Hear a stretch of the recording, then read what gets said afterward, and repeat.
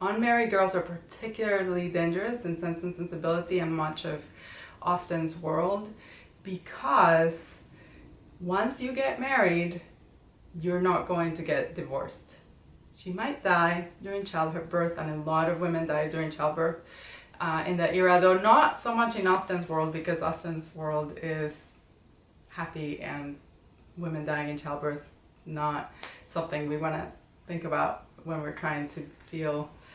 like we're being swept into a delightful universe. But the truth of the matter is that when you got married, that was it. You had found your person,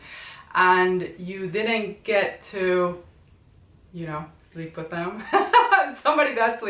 Willoughby does sleep with somebody that he's not married to in this book, and then she gets pregnant, and there's all sorts of drama about that, but that's not the girl you're gonna marry, right? The moment the girl slept with you, you were not going to marry her. So the divorce is not an option,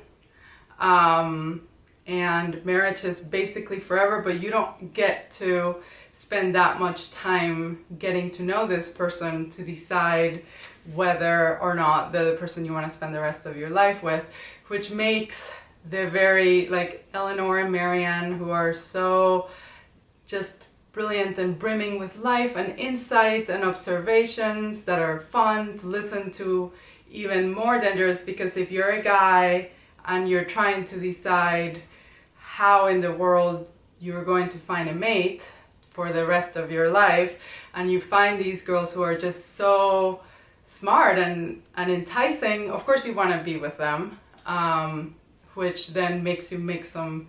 crazy decisions like not marry the woman with the 30,000 pounds, and it puts your family on edge. But it's an interesting world for us to think about as we read it today. And of course, the fact that there is no divorce makes it raises the stakes, right? It's like, ooh, more romantic,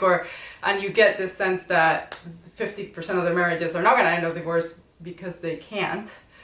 But it also makes these women a lot more worrisome to everybody else who's hoping that their boys will marry rich women.